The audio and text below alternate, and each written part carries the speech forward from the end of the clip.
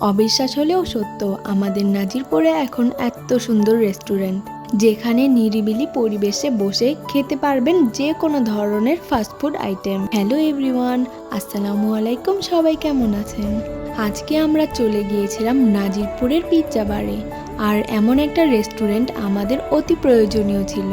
পরিবার বা বন্ধু বান্ধব নিয়ে নাজিরপুরে গেলে কোথাও বসে আড্ডা দেওয়ার মতন তেমন প্লেস ছিল না, যেটা আমরা পিৎজা বারের মাধ্যমে পেয়েছি।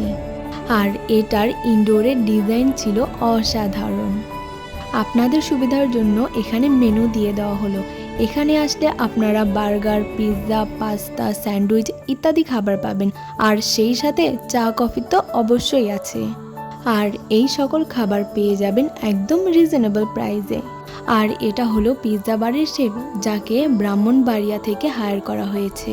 এখানে ফটোশ্যুটের জন্য রয়েছে অস্থির একটা প্লেস, যেখানে ছবি তুললে আপনাকে জরিনা থেকে ক্যাটরিনা বানিয়ে দিবে। চলুন খাবার টেস্ট করা যাক। আমরা এখানে নিয়েছিলাম ক্রিমি পাস্তা। যারা মিষ্টি লাভার তাদের জন্য এটি একটি বেস্ট আইটেম। এখানে 10 ইঞ্চি চিকেন পিৎজা নিয়েছিলাম, যেটার প্রাইস ছিল 300 টাকা। এত কম দামে আপনি কোথাও এই খাবার পাবেন না, আর এটার টেস্ট অবভিয়াসলি অস্থির ছিল। একবার খেলে আবার আসতে মন চাইবে।